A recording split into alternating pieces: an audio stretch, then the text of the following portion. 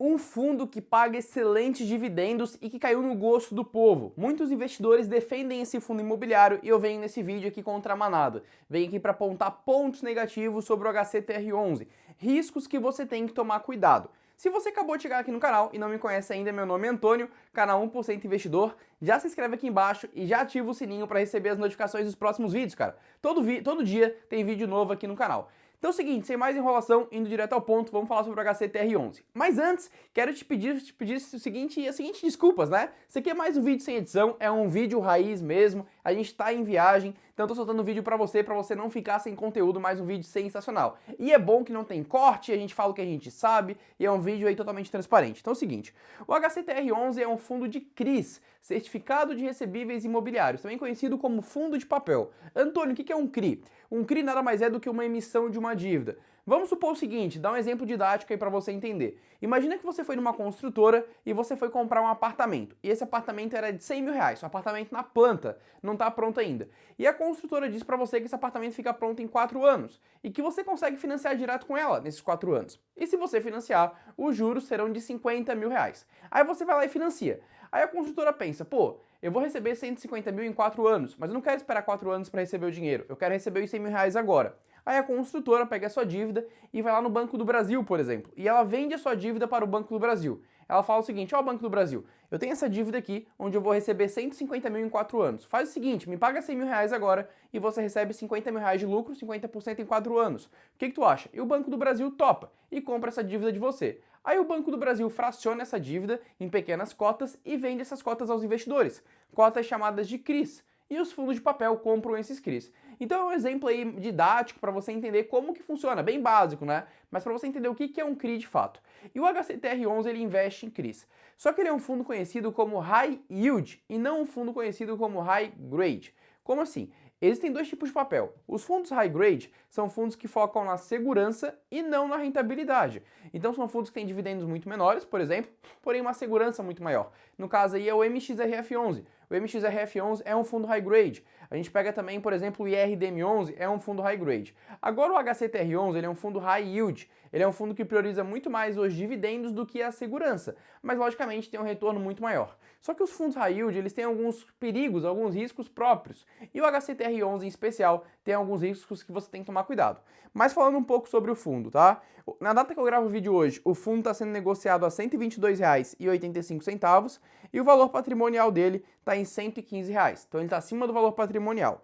E o dividend yield dele mensal está em 1,18%, ou seja, o fundo está pagando aproximadamente aí quase 13% ao ano em dividendos. Um dividend yield muito, mas muito alto mesmo.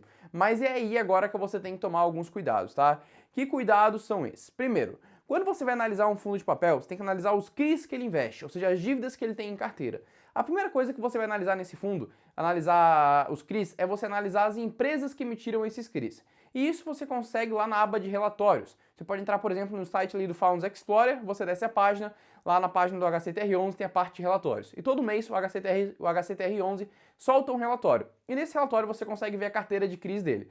Você consegue ver que as empresas que emitiram as dívidas que o HCTR11 comprou são empresas ou hoteleiras ou empresas de loteamento residencial. E são empresas muito pequenas, não são empresas consolidadas. Isso por si só já traz um certo risco. Além disso, você vai verificar o vencimento desses CRIs. Quanto maior o vencimento desses CRIs, melhor. Por que isso? Se você pega, por exemplo, um fundo imobiliário que os CRIs vencem no curto prazo, você sabe que no curto prazo esse fundo tende a mudar muito. Agora, quando você pega um fundo que os CRIs vencem daqui 8 anos, daqui 9 anos, você sabe que a tendência é dele mudar menos. E o HCTR11, os CRIs vencem no longo prazo, então aqui pelo menos é um ponto positivo.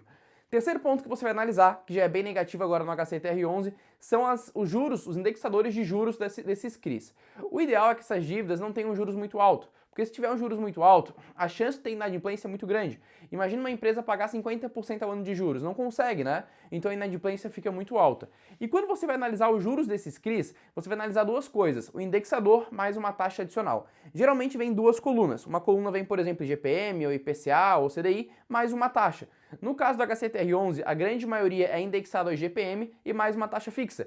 E esse IGPM está em quase 40% ao ano. E você pega uma taxa física, às vezes é de 20%. Então pega, por exemplo, um que é IGPM, quase 40%, mais 20%. dá 60% de juros. É muito alto e as empresas não conseguem pagar isso. O que traz aí uma certa inadimplência no HCTR11 e que já está acontecendo essa inadimplência, que eu vou falar um pouco sobre depois.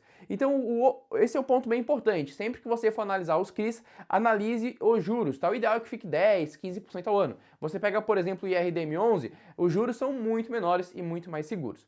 E depois você vai analisar também o rating desses CRIs, que são as notas. As notas dos CRIs são em letras. Vão desde a letra C até a letra A. Quanto mais próximo da letra A, melhor esse CRI, mais seguro. E no caso do HCTR11, são todos CRIs nota B para baixo, ou seja, são CRIs com maior risco de inadimplência. Você pega o IRDM11, são CRIs com nota A para cima, A, AAA, AAA, e o HCTR11 não, é triplo B, duplo B, simples B, então são CRIs muito mais arriscados. Isso aqui é muito importante que você leve em consideração. E por último, uma coisa que você vai analisar é a inadimplência de cada CRI desse.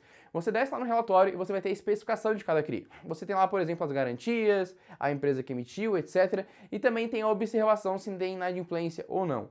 E hoje o HCTR11, quase todos os CRIs já estão inadimplentes, já possuem uma certa inadimplência. Ah, Antônio, tem inadimplência, mas as empresas vão pagar essa dívida. Não tem como a empresa não pagar essa dívida.